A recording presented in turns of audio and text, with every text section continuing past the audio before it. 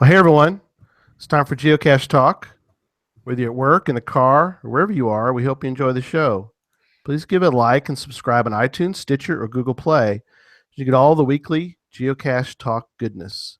Big thanks to the Travel Bugs for the music and our patrons, Doug Jones, Joshua and Caleb Slinkard, Tom Brotherman, Jeff Arbaugh, Deborah Burris, Joshua, the geocaching vlogger, Nick Hubbard, Andrew Teepkin, Cecilia Perez, Sydney Sawyer, Valena Mahar, Jane Jewell, Dano Pugach, Memphis Mafia, Craig Michelle, the Geo Gearheads, Zach Fick, the Deadliest Cachers, Tim Turrell, Neil Moore, Molly the Geocaching Dog, Dee and David Vickery, Adam Labanowski, and our new patrons, Lori Post and Peter Stepanek. If you'd like to become a patron, head on over to patreon.com/geocache talk for more details. Patrons get path tags, coins, and other geocaching swag during the year, as well as invites to special events only for patrons. Support levels start at as little as $3 a month. We've got a fiery discussion tonight, and I think it's going to be lively. So let's get this thing going. Let me start by welcoming my co-host, Sydney Sawyer. Good evening, everyone. And Jesse Lunsford. Good evening.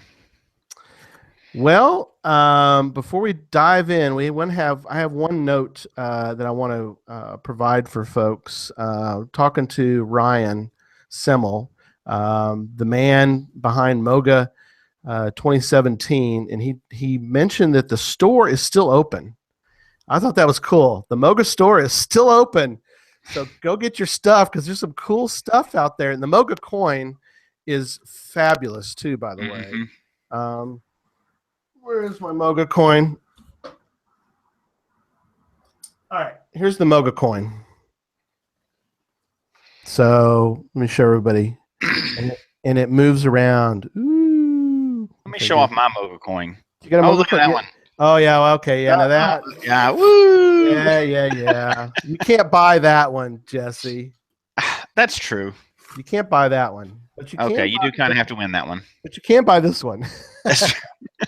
So it's really cool, and it moves, and so bright shiny that spins. So anyway, go buy a Moga coin. The website is mogageo.com/shop. So go grab some Moga, and there's other stuff out there too. So, and the hotel reservations have opened for next year's Moga as well. Oh, Lincoln, Nebraska. In fact, we have already booked us a hotel room for next year. Sweet, we did too. Oh, nice. Look at you guys. So Sydney, come on now. The plan is, and we're gonna kind of draw the curtain back a little bit on our show here. It's in discussion, but we're hoping that we can get Sydney. I looked on plane flights, and I think we can get her from up near Buffalo to Lincoln, so she can be there, and all three of us will be there for that event. So that's the plan, right, Sydney? That's the plan, Gary. Okay. I would love to be there. It would require a flight for me because I do not want to drive that far. No. We can do the flight. You're gonna have to take off your own. You have to get your time off and all that good stuff. But hopefully we can. I know flight. We could do a GoFundMe. We need to get a little fun thing going for. I'm sure we could get your hotel room or something. We get you like a side of the road. A little camp. We get you a little camp stove and a little sleeping bag. I think we can fund that. So. I think if we just set the goal on Sydney's Trackable to go to Moga 2018, surely somebody will pick her up and take her. Right. I'll just hitchhike my way there. Maybe that'll work. That's true. She is trackable. We could just put the Trackable out there and just change the goal. Take me to Moga. There you go. Right. Okay. All right. Tonight. Off topic. It's okay. That's part of the topic. It's kind of off topic for tonight, but it's on topic. It's on topic for the show. We're going to talk about virtuals. Virtuals need to return, and had a lot of lively discussion on Twitter this week about virtuals. And I know the chat room is going to be like blowed up tonight with all this conversation about virtuals. But let me read something I found about virtuals to get us kind of started. And this is off the geocaching.wikia.com page. And if I'm a fan now, if anybody's ever been out to the geocaching.wikia, so it's not wiki, but it's wikia.com, wikia.com. Go check out that. It's got some cool stuff out there. So here's what they say about virtual caches. Virtual cache is a cache that exists in a form of a location. Depending on the geocache hider, a virtual cache could be to answer a question about a location, interesting spot, a task, or etc. The reward for these caches is the location itself and sharing information about your visit and the adventure of going to this location. I added that part in. Back to the Wikia. Because of the nature of these geocaches, you must actually visit the location and acquire the coordinates there before you can post. In addition, although many locations are interesting, a virtual cache should be out of the ordinary, enough to warrant logging a visit.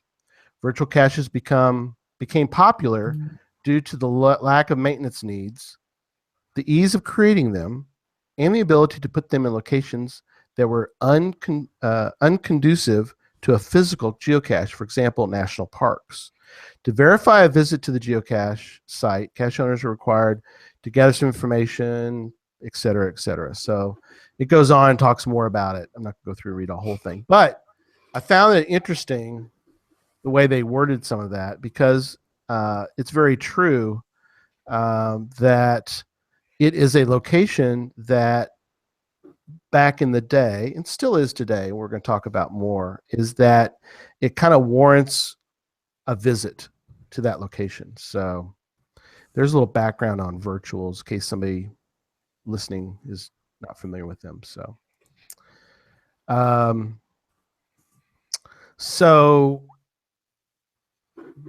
the different kinds that we've sort of all been exposed to over time. I think many. Well, I'm gonna ask you two what you think, but I've been to some really good virtuals, and then I've been to some really kind of.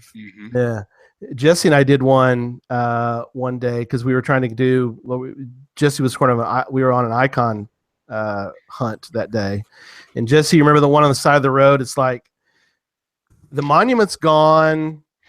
Yeah, and that's the problem. Nobody wants to tell on them or put a maintenance. Who wants to be the guy that gets rid of another one of our virtuals? Right. But like that one, and we won't talk about that one, but you go to a virtual and it's not even there anymore, but nobody wants to tell on it and get it deleted. So you're just like, oh, okay, yeah, great virtual. I'm going to move on. Yeah. It really lowers the quality, the average quality of them when you go to something like that. And there's so many good ones that are still out there. And so I want to mention one real quick, and that was it's called Horka Pumpin' House. In case you want to go see it, it's GC N is in Nancy, Q is in Query, 40, and it is actually in Germany, but it's a 5.5. Jesse. Yeah, I'm familiar with it. He already knows. Yeah, it's in Germany. I know exactly where it is.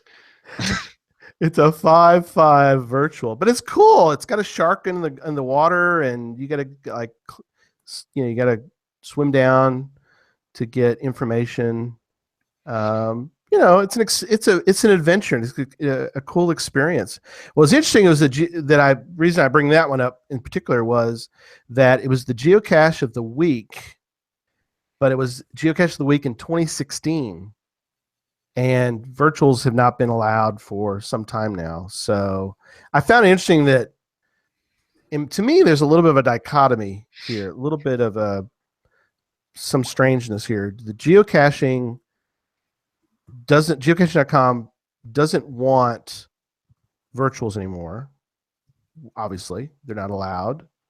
But they gave this thing the geocache of the week. But if it ever went poorly, then they would archive it in a second and nobody could ever get it. You see what I'm saying? Yeah, it's you're celebrating a type that wasn't working well enough to keep it around. Right. That is kind of a weird conundrum. Very odd. But there are some good virtuals out there. Oh yeah, absolutely. It's interesting in the chat room. The let's see, I'm gonna say it right. Islander 1988 said the oldest active cache in the Ukraine is a virtual cache. Yeah, that's Got the cache number in there, so that's pretty cool. That's Peter Young. Mm-hmm. It's our man, IB Geocaching, one of our fabulous vendors or supporters. Well, I think we've all been to some good ones. We've been to some good virtuals, right? Oh, absolutely. Sydney? Yeah. I don't think I've been to a bad virtual. I mean, that's good. That's good. Mm-hmm. Like you guys said, you did one that wasn't really there anymore. I haven't done one like that. But I think I have two that are at the top of my list that I just can't really decide. One is actually in Gary's book. Oh, the book. It is in Pennsylvania. It is called Auto Art. Oh, yes. It is GCJ8M8. And it is a guy, his yard, he makes sculptures out of car parts. Yeah, it's very cool. So there's like a car that looks like a bumblebee, and there's like a small dinosaur whose teeth are made of spark plugs. That's been one of my favorites. That one is number 4, by the way, in the book. So nice. We're going to talk more about Zach has ever been to a virtual. Zach, he is about to be on with us. He's around somewhere? Is he? Oh my goodness! I think What's he doing right now? Yeah, but Zach, you need to come back and unmute yourself, buddy, real quick. Look, sorry, he's running. Sorry, man. Got so excited. How virtual? There we go, guys. There we go. So we got Zach. Have you ever been to a virtual? We got the man at the cashier. I am at a virtual right now. You are.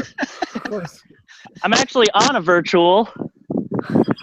Yes, you are. You're on but top it's of virtual. How is that possible? Yeah, how is that possible? Well, I opened my app, my geocaching app.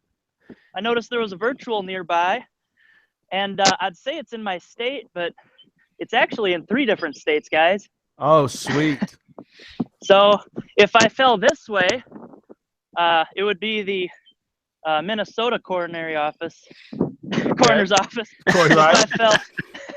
If you fell and died that way. If I jumped that way, I would have to go to the South Dakota emergency room. Okay. And if I leapt this way, I would end up in the hospital in Iowa. Oh, sweet. Well, that's sweet that you'd be in Iowa. I mean, not that sweet that you're virtual, not that you would die and jump off this thing. But. And it's kind of a little, what do you want to call it? Scavenger hunt mecca, because right there in front of me, I can see a benchmark. Right over there is a traditional cache and a Munzie. And the road that's right behind the camera that's running parallel to where the camera is, that's actually the start of the Borderline Trail in South Dakota, which is over 1,000 geocaches outlining the state, the eastern side of the state. So, and then my stretch actually goes down this road you see in the background, waving to some passerbys here. But yeah, so we got a bunch of fun caches here. I'm just trying to give you a screenshot for the show.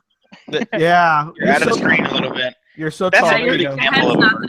There you go. That's better. Yeah, now we can see all of you. That's really cool. You see the sunset in the background. South Dakota sunsets are unparalleled. In the prairie, they get the full spectrum of colors. So I thought this would be a good location to take you guys. That is awesome. You know, that is a perfect example of a great virtual. I mean, you're there. It's very cool. It's an experience that people, and you probably would not even have known about it had it not been a virtual geocache. Oh, definitely not. And this one's a really simple question because it literally is a marker marking these 3 states. So you have to tell them what's basically at ground zero and describe a few other things that are here. And but it really takes you to a place where you can have a little fun like this. And I can't imagine how many people have climbed on that marker there. But Probably just you. yeah, just me. I thought of trying to do the first Geocache Talk backflip, but I'll save you guys the.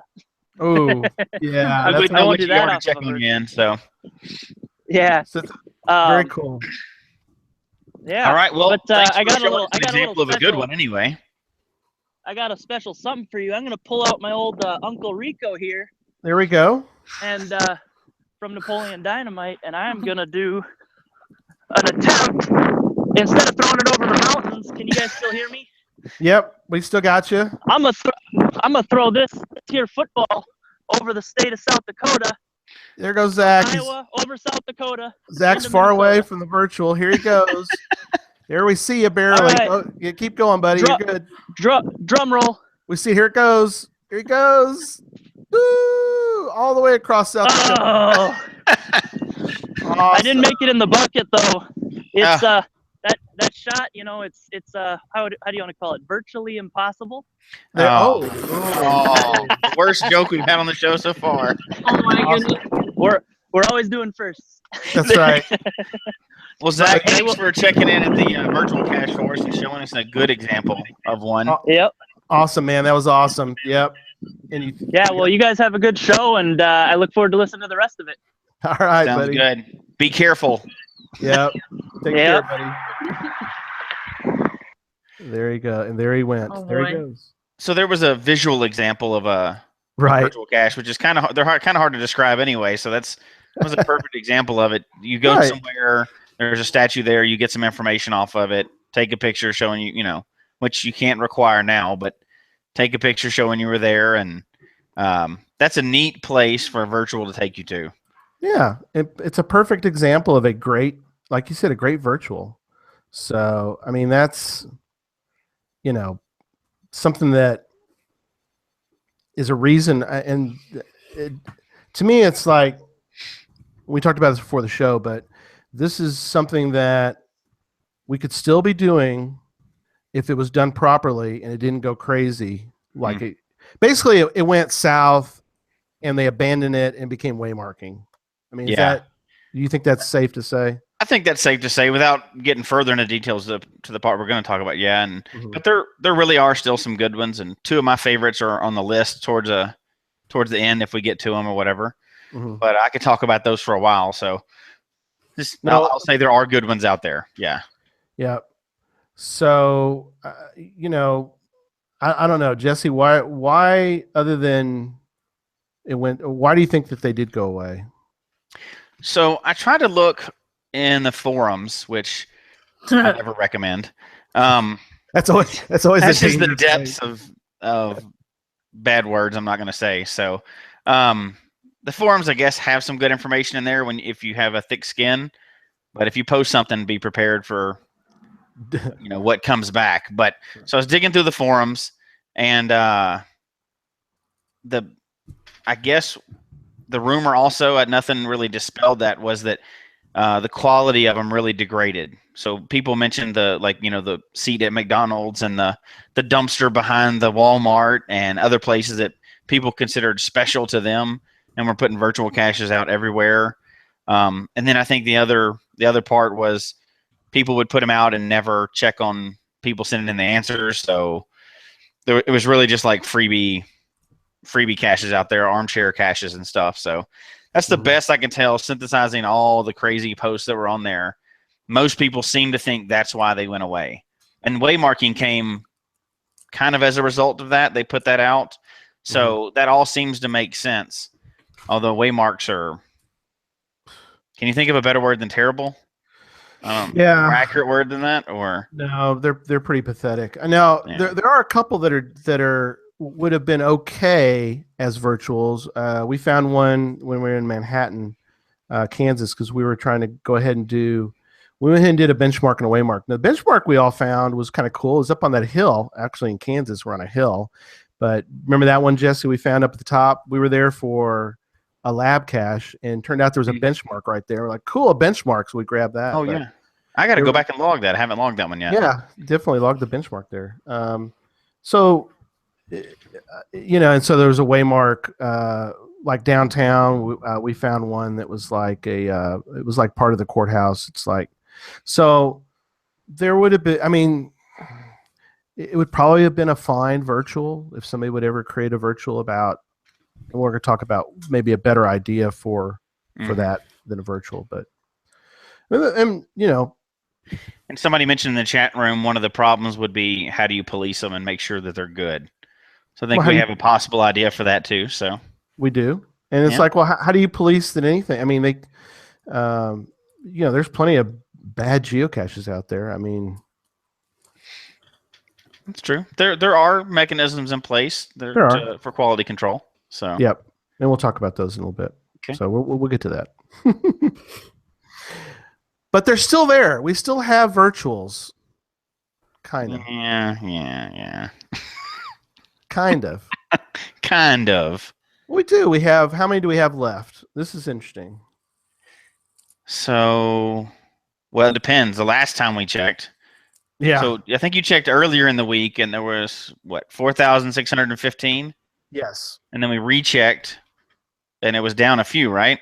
It went down 2 during the week. So let me go check it right now as the show is going on right now, and we're at 4613 still. But by the time you listen to this, you can go check yourself, and it probably won't be 4613. It'll be some other number. So it's like when we were watching the 3 millionth cache, except for in reverse, watching for them to go down.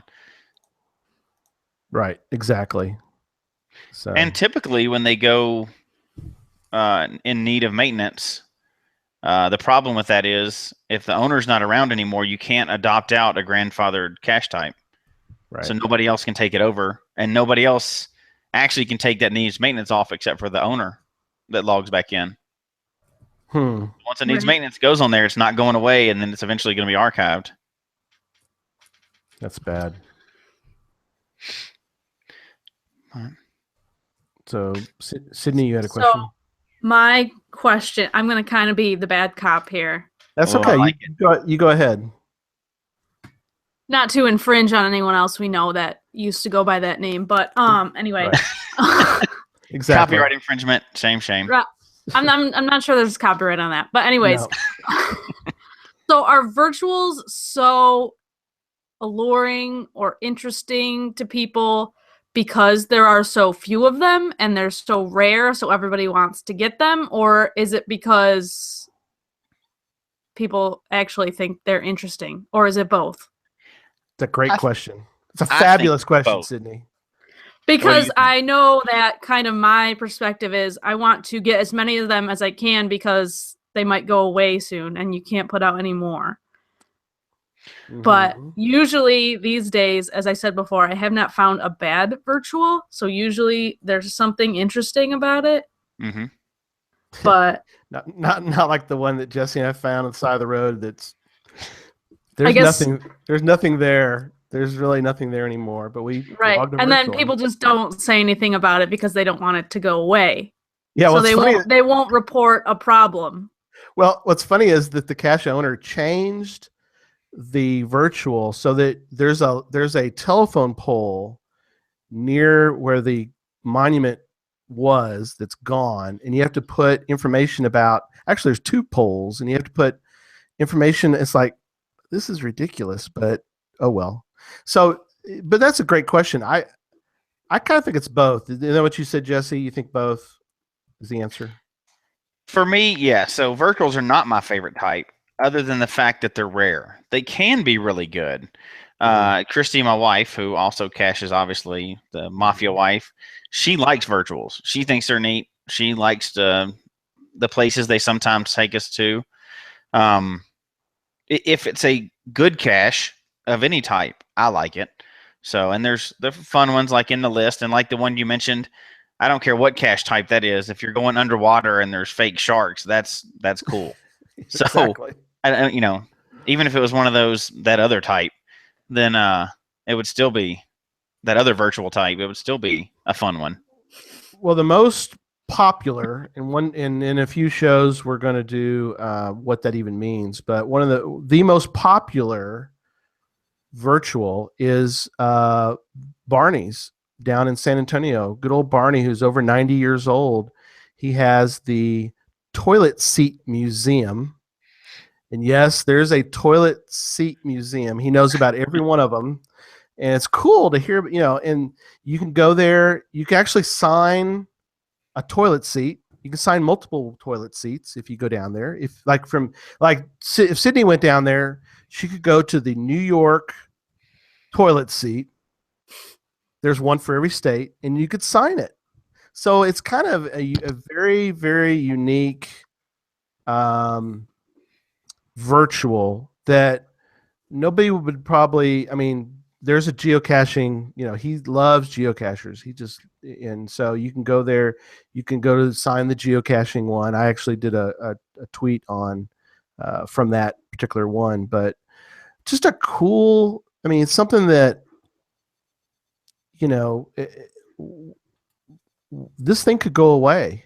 One day, even before we lose Barney. I mean, it's something that we could lose that cache for whatever reason. If something came along, or some Yahoo put in there that it needs archived, and then whoever owns, I forget who owns that one. Let's say they were gone for a while, and they didn't get on there and fight for it. It could be gone. I mean, that's just ridiculous, in my opinion. Well, it would be, but there's another cache type that speaks to one side of that argument, the rare argument. That would be the webcam cache. Yep. Does anybody think those are really neat? There are So some. everybody at one time then, huh? I've heard of some that are really cool. I think Sydney has one about her that's really neat, right? Sydney does. Yeah. I do. Which one? The one at Niagara Falls? Yeah, the one at Niagara Falls. That one I have not done, but I have heard about it. It is also in Gary's book. Yes, it is. See? You're good at that.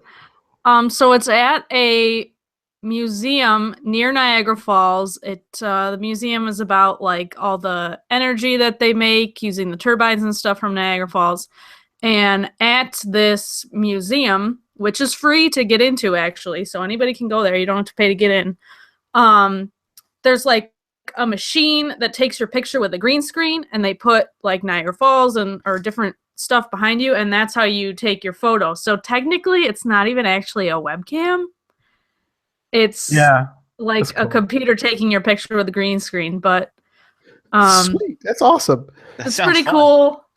I hope to get it in the next couple months when I'm in that area, so we'll see. I'll let you guys know. Awesome. Yes, we want to hear about that. It's GCJR V as in Victor 9. JRV9, and it's called. Love this name. Who named the best little town by a damn site? By a damn site. Damn DAM. Yep, number 9 on the list in the book. But I mean, there's a perfect example, of something that's really cool. I think that's the right one. Maybe did I get the right one? Yeah, Ryan in the chat room says there are only 122 webcams left. Oh, I got the wrong one. It's called Power Vista. I'm sorry. Right, that's the one. Power Vista. GC. Other one is very cool too, but Power Vista is the one that. Let me put that real quick. GCH774 Power Vista. Yeah, that's the one, Sydney. Sorry about that. Yeah, I think the other one you were mentioning is actually out here in Colorado. Oh, that one? No, that's in that one's in Saginaw, Michigan. But there are 2 webcams that you've been to, Jesse. The one at the Giraffe Cam. That one at the Cheyenne Mountain Zoo is a pretty cool one. Yeah. That's a neat one because it takes your picture while you're feeding giraffes. So there are some neat webcams out there, but most of them that you go to are really not that neat. There are some cool ones. It's kind of like anything. Why do you go to webcams? Yeah, I know. Because they're rare. There's only 3 webcams in New York State. Is there really just 3? That's all? And I've done 2 of those 3. I think there's only 3 that are still active in Colorado too. Oh my gosh. And I have done 1 of those 3. Yeah, exactly. Was that on your icon day? Yeah. Oh, it was a big cluster that day too. That's a whole different story because the webcam wasn't working. Oh no. But so people were there. There was a whole horde of us there waiting, and it wasn't working. It wasn't working. And then some guy, he must be the owner of the shop. He's like, "What are you guys doing out here?" And we're like, "We're doing the thing with the webcam." And he's like, "Oh, okay. It's like in my tenant's apartment or whatever." But then all of a sudden it started working. So I don't know if he like reset his internet connection or what, but I was like about to drive away, and I was like, I'll just check it one more time because I'll be really disappointed if I don't. And then I was like, "Oh my gosh." And I jumped out of the car, and these other two guys were still there. I'm like, "It's working again. Let's take a picture quickly." So See, you had a great experience. it was less about the webcam and more about the craziness that ensued because of it. Right. But it was because of the webcam that you had this great experience. Right. Sure. Okay, I didn't say all webcams were terrible, but they are special because they're rare. That's why people go so far out of their way to get them. Yeah. I understand that. And that's the argument. I'm talking both sides of the argument, you know. Good. And that's the argument that Jeremy, love Jeremy. We got to meet Jeremy in Manhattan. He even, he's very adamant that the virtuals not be messed with. Don't mess with virtuals. Whatever you do, don't mess with it. And so when I mentioned that virtual should return, he's like, "No, they should not return." It's like, well, and we're going to get to why we think maybe there might be a good reason to or have a good them. way, even a good way to have them. But there you go. But I don't, yes, I understand his point, because if we opened it up again and it wasn't done properly, and they just went, "You know what? Let's just take all the waymarks, all 25 million, stop signs, and let's just lump them back into virtual caches." We'd hate that. I think that would be a terrible addition to geocaching if they just brought virtuals back and put them all behind McDonald's dumpsters. If they weren't quality, I don't think it would be any good, and not good for the game either. I would agree with that. Yeah. And I just want to mention something real fast. We're going to get on into the other, we're kind of building up to our new virtual that we are going to introduce. But I do want to mention about Checkpoint Minnesota, and why is it so popular. If you go to the checkpointmn.com website and you go look at, that Checkpoint Minnesota, if anybody watches Joshua, the geocaching vlogger's vlog, he does a lot of them during the year at checkpoints. And a lot of times there's geocaches nearby, so you can kind of double up on your experience at a checkpoint. But the Checkpoint Minnesota is huge, and they have like incredible prizes. They give away ice fishing getaways and portable cooker packages and bikes and wake surfboards and ski packages. I mean, all this stuff are prizes that they've given away during the year, because it's become such a big deal for people to go to it's a virtual, it's not a geocache, but still we're talking about something that is a virtual that could be done, if it's done properly, as they're doing, and you can win these huge prizes. And for Checkpoint Minnesota, it's a huge item. So we're going to have to get to our point, because the chat room is doing our show for us already. Okay. They're already lines ahead of us. That's okay. They're getting there in front of us. That's how they are. That's what happens when you put a bunch of cachers together. Absolutely. So they're getting way ahead of us. And another quick item. So Sydney, you get to mention the next item, because it relates, because we were just talking about webcams. Right. So technically there are still caches that are containerless. They are called earth caches. Woohoo! Earth caches.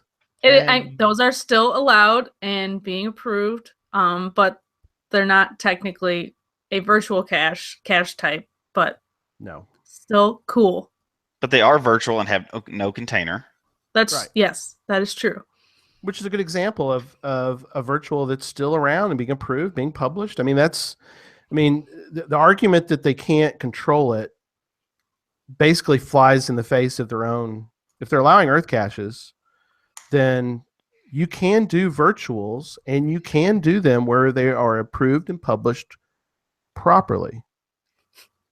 Don't you think? I can't believe somebody in the chat room said Earth caches are no fun. I can't Yeah. believe anybody would say that. That was your wife. Oh yeah. Why But every cache type is not for everybody, right? Exactly. I agree. More options is a good thing. You own one of them. What are you talking about? I own It was 4. 4. He owns 4 of them. Come on. Well, just because they're not my favorite type doesn't mean I don't want to put them out for the community around here. So Exactly. Go ahead. Okay. Yeah.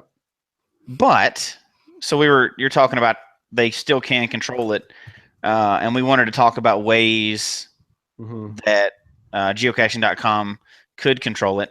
And somebody already jumped ahead of us and said if they had reviewers for it, they would be called history aware instead of the geo aware. Yes. So you'd have to have some kind of organization, kind of like the Geological Society of America does, or who does them? Who's the society that does them outside of the United States? Same. Is I it guess. the same? They do them all? Yeah, I I think believe so. Mm-hmm. But I was on looking today, and I think it's called American Historical Association. So I'm assuming there's a similar version in other countries. They do constantly meet, just like the GSA. They meet and go and publish papers of historical site. Have groups. It's the same type of people that I think that are associated with declaring something a historical landmark, and they certify that. I would think if you could get them together like GSA is, you could get volunteer reviewers for that just as well. Yep. So that's our new virtual, the history geocache. Go continue. That's our new cache that we're going to have. So what I think we've gotten several people in the chat room that said history caches would work. That could be a fun type. Several people have suggested that. They got to it before us, but well, it's okay.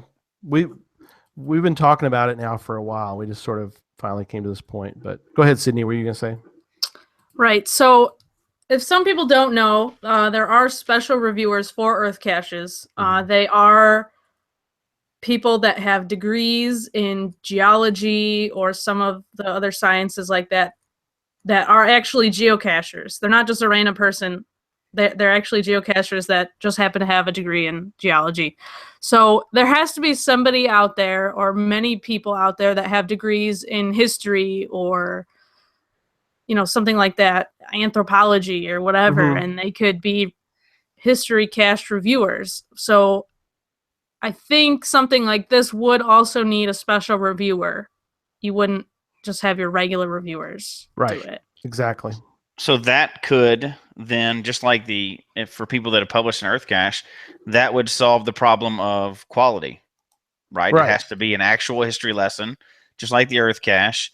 They're not going to let you say, I want, a historical spot to me is Walmart's dumpster. They're not going to let that pass. The Earth cache, publishing Earth cache is actually, the regulations are pretty stringent actually for people that have done it. It's tough. I mean, I've say tried it one has and to be never an got actual done. lesson. Yeah. Yeah. So I've been denied. That's because somebody else said they were going to do one. So I mean, but like you said, it's very strict, which is fine. That's what we want. We want it to be quality, and I think if for what they are, Jesse, I think that most, if not all, we'll say most, are all pretty good quality. What's Earth that? caches. The Earth caches? Yeah. Oh yeah, they are. That and for me, it's not that the cache type is bad. It's a different type, just like everything else. I'm just not into geology. I like going to the places. I think they're very pretty that they usually take you. They're neat places, but I'm just not a geology guy. So there's other types that that are for everybody. So and like Christy, your wife, has said, and she's like, her and I both agree. I mean, we love history, so to have a history cache would be fabulous. I mean, when's the last time we had a new icon? Not since I've been in the game. Probably, I think the I don't know if this is right, so don't quote me. I think the newest icon is Earth Caches, right? Mhm. Probably. Or mystery, maybe. Or unknown, I guess. I don't No, know. no, that's been around a long time, I think. Has it? Okay. Might be. Yeah, that's a, and so I'm sure somebody email us and tell us what the Yeah, somebody in the chat let me know. right. Either Somebody in in the chat chat surely knows. or email us. Somebody go find that. I know I know Limax, he'll go find it and he'll email us because that's kind of Right. Limax. But that's Oh, somebody brought up lab caches. I guess that would be the newest Yeah. icon type. Yeah, technically. But those are still kind of in the works. But Experimental. yeah. we kind of like I like lab caches. They are virtual. Mm-hmm. Sometimes. You're right. They don't That's have to right. be. You're right. They don't have to be. They can be. And they're strictly controlled. Well, because they have to be at a certain, usually at events and so forth. But Well, only at Megas, right? yeah, I think only Yeah. Megas right now. Well, I think there are some special instances for other events, like in Spokane. I think they have some Do they? that were out for a year. I think you could get them.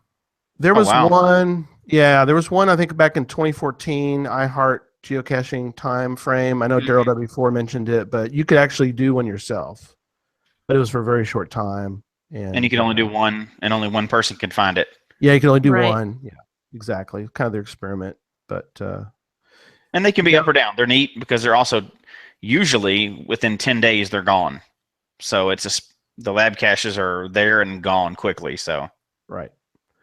And or Giga is that the Giga? newest icon? It might be because it only happened a couple of years ago the first time. But I wasn't thinking events. I was thinking like actual caches, but right. Kinds that we can all find, I guess. Because Gigas, well, in theory, you we go can all find a to Giga. Europe. Yeah, really. Technically, they're findable, but that's an event cache. I was kind of thinking more of a normal geocache. So icon. back to the brand new history cache, and somebody in the chat rooms had a good idea for the icon. It can be a little history book. Yes, perfect. I like that. I think Jeremy said that. Yes. So if they were to model it after the Earth cache, there would be a history lesson. Mhm. That would be a combination of the location and some information from the cache page, right? Yep. You think that's how they could go about that? That would most closely model Earth caches, I think. Right. Sid, you may have a better take on that than me. You seem to like them better than me. I do like Earth caches, but I also think that some are way too crazy and way too much work and are ridiculous. I agree with you there that I don't like those ones. Those ones are stupid. I think Earth caches should be straightforward and not, a gazillion pages long of questions that you have to answer. But I think, let me point out something else that is kind of, the bad cop situation. So Earth caches are about the Earth, which is what geocaching uses, as some people say, it's game board. You hide geocaches on the Earth. Mm-hmm. So history, how does that really relate to geocaching? There's a history of geocaching, and it still happened on the Earth. Yes. And we're all part of history. Well, and I'd say history is just as much a part of the Earth as geology is. As a matter of fact, the section of history that we're talking about is more applicable to people than all of geology, since that's many millions of years. True. Also, what I was thinking. Hey, it's a shot. I don't know. It's all I could come up with at the time. That's good. That's good. No, I'm just trying to bring up like all the points here. My answer to that, Sydney, would be that part of what geocaching is, and I wrote a whole book on it, is that geocaching is an adventure, and that it's not just the Tupperware, in the woods. It's about the experience and the adventure of going to this cache and we all see this. We all do. If it's a good cache, whether the container's cool or the place is cool. Mm-hmm. I mean, Land Monkey is a lot of his, that being where he's at, very picturesque locations. He goes there and he takes a picture, not toward the geocache, but what you see when you're at the geocache. And so, in a sense, geocaching being the adventure that it is, you would be able to go to a place and learn history, and history can be part of your adventure. I like that. That's about the best description you can come up with, right? Right. You're thinking to. I'm not saying I don't like the idea. I think it's a great idea. No, good. No, you gotta ask the hard questions. Yep. This might be a reason why, I don't know, HQ is, not into this idea, because what does history really have to do with geocaching? I don't know. I'm just throwing that out there. I would say it has the same to do with geocaching as geology, though, right? What does geology really have to do with geocaching other than we walk on it? Yeah, but I don't know. I feel like Earth caches are more related to geocaching than history caches are. I don't know. History involves people. We're not allowed to bury caches. Right. And who's to bury them into the earth? So. And who's to say that geocaching.com isn't going to go? I think they're going to go for our idea. Once we provide them with a formal proposal, I think they're going to be all over it. I think we're going to get this out, at some point. They're going to go, yes, we love the idea. We're going to call up. I think it's a viable idea. I really do. So you get virtual caches back. You have quality insured. You have somebody reviewing the process. You're not damaging a historical location, because you could have it at many historical places, and it's different terrain, have a new type, right? Yeah, different terrain, different difficulties. I mean, you don't it doesn't have to just be a walk up, just like Earth caches. There's 5 Earth caches, so there are indeed. There's plenty of historical places, and one I like to bring up is that comes to mind is the one in Hawaii. There's the Captain Cook Monument. You can't walk to the Captain Cook Monument. You have to get to it by boat. I think you can like trudge to it, but I think they really discourage you trying to get to that monument through they want you to get out a kayak or something and go out to the Captain Cook Monument. So there you go. That adds to the terrain. I'm not saying what kind of terrain it is. That's another show. But that's a historical item that you can't put a geocache at, that you could you'd have a little more difficult terrain, and you'd have a great experience. So there's quite a potential to have some. The playing field would be pretty wide. There's a lot of history, and no one area has all the history, so it would be in every country, every continent. There's probably not as much history in Antarctica, but but I guess there's some, right? There's been some famous expeditions there too. So, oh yeah, there's some history locations that are you could put one. There's a lot of historical locations around the world that aren't necessarily that would be tough to get to. Would these just be like any kind of history? Like, would it, like, I know how Earth caches have specific topics that can be allowed. Like, what would you have specific topics for these? Like, there has to be some sort of historical monument there, or one of those signs that talk about, I don't know, like the history of your town, or the history of the country, or the history of some person, or... I think that's where you'd have to have a committee like GSA to set some standards, and they have some pretty good standards. They have if you've read through all the rules that they have on GSA's site related to Earth caches, they have a lot of categories, like you said. There's a lot of what would be a good Earth cache and what wouldn't be, and they even have some mini classes that'll teach you more about geology and how you'd put out an Earth cache, and you get little certificates and stuff. I think you could do the same thing with a historical society. I think they'd be willing, if they were willing to partner and they had something like that, I think you could set standards. Because if not, it would be back to the same thing, right? Well, this is where I was born, so that's history. No, it's Right. not. So Right. And Josh, the geocaching blogger, is in the chat, and he brings up a good point that maybe there should be a limit of one per person, because so many people would love this idea so much that there would just be so many history caches. I like that. That may be controversial, but I like that idea. And there's I'm looking on the historians.org website, which you Jesse, you put out there, which is a good example of where we could. It's the American Historical Association page, is historians.org, and I was looking at their awards and prizes, and that's a good example. You've got you could do, it could fall into categories. So you have European history, you have you have East Asian history, you have women's history. You could have a cache that's dedicated to a historical woman, and so we could all learn about that person. Sometimes we don't get to hear about some things that African history. There's a lot of different ways that you could go about having categories similar to the different categories they have with the geological. So, but I think you could do it.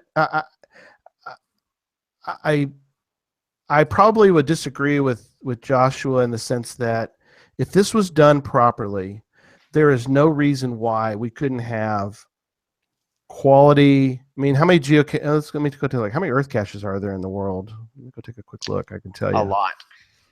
So I don't see a reason why you couldn't have. And as of the clicking of the button, we have 26,234. But I think that, one, you could control the quality by having a reviewer process. But they could do just like they did with challenges.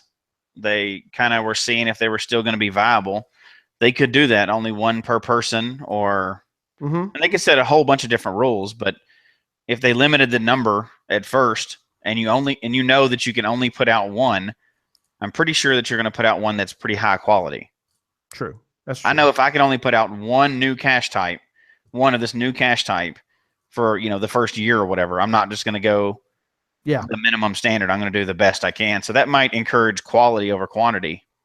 I like that idea. I like the idea that that's a good point. You could start by saying, geocacher, you get one. Now, of course, what you're going to get is people fudging it and creating. Maybe you should be a premium member. See, that's another one of those things that's going to be controversial, but maybe it's not a bad idea, at least to start. Somebody mentioned, I think it might have been Islander. She mentioned that that lab cache that was temporarily available, that was only a premium member. Right. That was a perk for premium members that a while back, a couple years ago. Well, and premium members are the only ones that can look on, like on the geocaching app. If you're a basic member, you do not get to see all the different difficulties and terrains. I didn't know if you knew that or not. I mean, I guess they can control who could publish or participate in what type of cache too. So, can you only see traditionals? I think so. If you're a non-premium member. Non-premiums, I think, are restricted by difficulty and terrain. I don't think they're. I don't know about the other restriction. I have to go look. I don't know. Geocache Talk is a basic member. We are all premium, but yes. So another point that I will bring up. Yes, go for it. So for your history caches, you would be learning some sort of lesson, much like earth caches. So would people, after some amount of time, start to not like these because they're too hard, or I have to read the cache page and learn some stuff? Oh yeah. I have a guess with that. So over 80% of all caches are traditionals. They're that one type. And they get found more than all the other types. But I think the game would be a lot less without all those other types. Yep. Oh, we got somebody here that I think is an interesting cache. Zach is back. Hey guys, Hey, I'm gonna Zach. turn the camera around so you can kind of see There's the moon up there, Yep. the valley way below. If you can tell, I'm in a tree. Oh boy. Why are you up in a tree, Zach? I'm just sitting here, 30 feet off the ground, and I'm actually getting an FTF live on the show. There you are. FTF. Nice. Yeah. First to find on And the show. Yeah, and I don't know if you can see it. It's pretty dark here. Can you see that in my hand? Yes, we can. All right. Well, it's official, I think. Let me set my camera down here. This FTF is actually pretty significant for me because this is a 4.5/5 DT combo. And we have a FTF blank log. Nice. Wow. And this cache actually represents my closing of my second fizzy loop. Woohoo! So, yeah, just wanted to call in and share this with you if I found it, and I did. Awesome. Yep. So congratulations on completing that challenge, your second fizzy loop. Yeah, well, it was a fun climb, and there's a beautiful sunset behind me that I've been enjoying while I've been searching. But just wanted to call in quickly and share a nice tree climb with you guys. So Awesome. not to hijack the show, but there's a great adventure right there, Zach. No, we're glad you did. Appreciate it, buddy. yeah. And for anybody who doesn't know what a fizzy is, I'm not going to tell you. You have to tune in next week, but we'll get to that later. We'll get to Sounds good. That's right. It's almost like we're talking about challenges next week. So we'll talk about that later. Great challenge. We'll talk about it next week. You bet. That's right. Yep. So Congratulations, take care, Zach. you guys. Yeah, take Thanks. care, you guys. Thanks, Zach. Yep. Bye. There he goes. Very cool. FTF live on the show. There you go. Sodak Zach. Got to be a first to be FTF up in a tree. Got to be. FTF live on a podcast. That's exactly. Anyways. Yeah, live. That's what I Gonna meant. be. Yeah, live on a Yeah. podcast. Yeah, exactly. right, so- We're Okay. Now after that first, where were we? Sydney you were talking down about our idea for some reason. yeah, What were you she doing? was No. I'm just poo-pooing her bringing idea. up sides of the argument that Mhm. are viable. I And hear you. We're glad you Jesse did. rags on earth caches all the time and says he doesn't like them. I just thought, his reasons for not liking earth caches, some people might have that same reason for history caches. I agree, and I think you're right. And some people may not want to do them. I mean, like you said, they may fall in that camp, Sydney. Like you said, that they're like, oh, I don't want to do it. But think about the cool thing that we'd have another icon. I mean, think about the excitement that would build within geocaching. I mean, now you could do, and for all those people out there that have done 12 icons in a day or 13 icons in a day or 14 icons, whatever it is, now you could go, ooh, if I plan it just right, might be a good 15 icons in a day. And somebody in the chat room pointed out that Sydney is just playing devil's advocate, which she should. That's how we talk about all sides of this. Absolutely. So we're not really getting down on Sydney. We're just messing with her. No. However, history is not my favorite topic either, but I like the you got variety of ratted different. out in the chat room that you probably yeah, wouldn't like these. My wife's always ratting me out. She's in the chat room live, so That's right. but now what we're out of 80-something +% of all caches are traditionals. But again, like we were kind of talking about, if we didn't have those other types, at least for sometimes, it would get kind of boring. It would be the same old thing. So, everybody wants to find something a little different and change the game up some. So I think people would jump on it immediately, and then some people that like it would settle into doing them all the time, and others would go back to finding traditionals and only find them sometimes when they travel or whatever. I agree. Yep. But why not? I mean, why not add something like this? And I'm not going to mention, but there are other location-based type games out there that do a lot of new and interesting innovation. I was just gonna bring this up, Gary. That Were is you? funny? Go for it, Sydney. Yes. Well, as you said, there are some games that put out new types Mm-hmm. of their things frequently. It seems that one particular game comes out with something new every couple weeks. They do. And geocaching has not come out with a new type or, something new, I guess, other than souvenirs, which are frequent these days. Yeah. They haven't come out with a new type in quite some time. So I think maybe it's time for a little spicing up or, Absolutely. a little something interesting or new. Anything Right. new would be exciting at this point, I think. It's been a long time. Since we've had, like you said, Jesse doesn't even remember there being a new icon. I don't, and I've been geocaching since 06, and I know there's been some, but there hasn't been many. Let me tell you. Nothing since 11. I mean, the events, but not for caches anyway. Right. So we need the game needs something like this. The game needs something that fits perfectly into a tried and truth method, which is earth caches. I mean, that's it. Right. It fits perfectly into that whole. It can be done properly. It can be done with backing from, whoever it happens to be, the National Geographic. I don't know, whoever it is, you could have it done and you could do it properly. And it means there's another 5/5 type that we can go out there and find. See, exactly. I mean, there's another thing, and for a whole other show.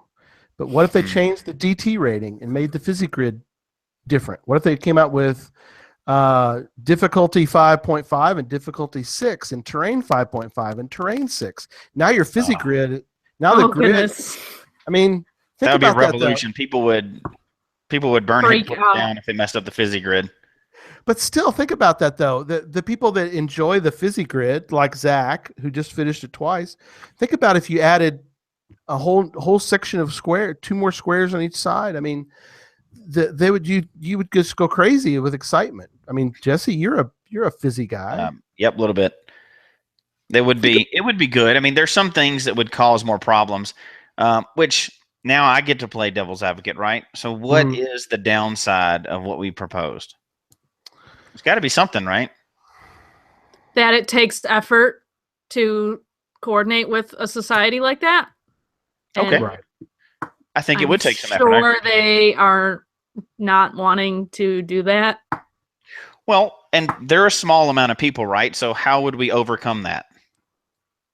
You'd have to have some sort of connection. Like someone from a historical society would have to contact them and be like, me and my society are willing to do this, or I know this many people that would, be interested in being reviewers for this. So I think someone from the geocaching community that is some sort of history, I wouldn't say history nerd, but has a degree in history. So obviously they are a history nerd, but not just any run-of-the-mill, off-the-street history nerd. You know what I'm saying? Right. They would have to make the step to contact HQ. It wouldn't, I don't think it would ever go the other way. Do you the think other way down the street? Right. Do you think the first step then would be one of maybe hopefully the listeners or somebody that's a friend of a listener could start reaching out to historical societies? I'll admit that I don't know any historical people. So right. I don't either. But it would have to be someone with a degree in history that is part of one of these historical societies that would be willing to put in the effort and volunteer their time, because I'm sure there will be a lot of time that is spent on reviewing these, because I know just regular reviewers, and they also have regular jobs along with volunteering, and they're obviously not getting paid for this. So they would have to be willing to put in that extra time. So if there are any of our listeners that are interested in working on this project, email us at geocachetalk@gmail.com. And somebody else brought up a good question. How did EarthCache start? Who reached out to who? I have no idea. I think that's important to know, but if somebody else knows that, that'd be good if they emailed in too at geocachetalk@gmail.com. Got my new job. Look at that perfect timing we got going on. Good job, guys. But I think You're good at that's this. we can bring this. This is the first conversation on this, but I think with Mhm. the very active group of people that we know and that listen to the show and listen, that do geocaching and go to all the events, we can spread the word quickly, and we may be able to get some of that footwork done to make this a viable option for geocaching. Because they are changing some things lately. They're trying to change some things. They got a new CEO. And if somebody was able to present something like this to them in kind of a better package, like here is this whole model, it may actually be more than just us talking on a podcast, right? Exactly. And if people do it nicely, because I don't want anybody doing this incorrectly, but you could contact info@historians.org is their email that they have publicly put out there. But if somebody knows somebody, professors of history, might be able to help that also geocache. There's got to be some out there, right? Yeah, it's got to be. Definitely. Or that are AHA members. I mean, that's another. I think it's got to be people out there like that. So that's the homework for everybody listening to the show. Reach out to what Sydney so callously labeled as history nerds. I did not. and That's get them okay. to get in touch. We'll have some more chats about this and see if we can make a true movement out of this. I think we Absolutely. can. We can, and we will. We can and we will. That's right. We can and we will. All right. Have we exhausted this for now? We For the have, and moment? we all have our assignments to go find somebody and bring it back for our next session of There how you to go. bring history caches to life. Yep. That's All your right. homework. There we go. Homework. All right. Coming up on the show next week, show 49, is creating a challenge and completing a challenge. Two different topics that we're going to push together into one fabulous show. We're going to talk about next week, next Sunday. We're also going to give away a coin, which I'm going to preview for now. But it's such a cool coin, and it was given to us by Coon and Bud, our buddy from Arkansas, Kendall Taylor. And so I'm cracking it open right now.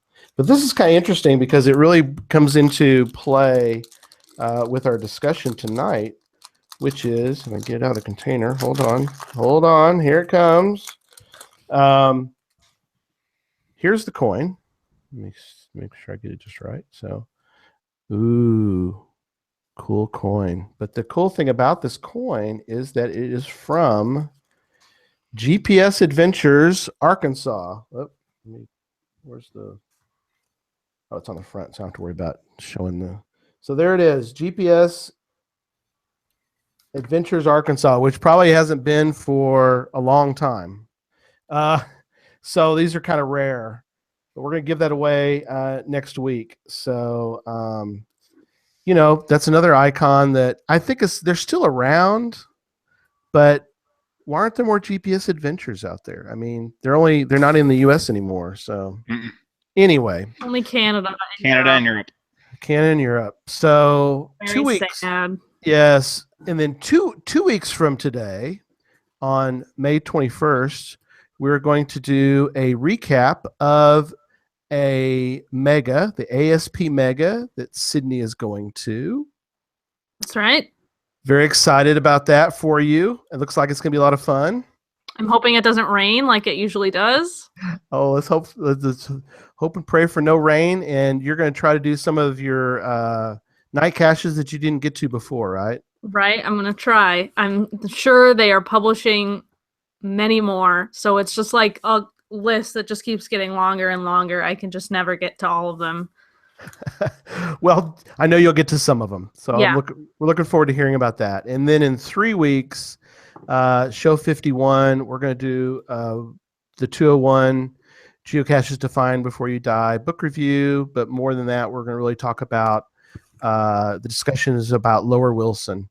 And what is Lower Wilson? What is that? Why would we care?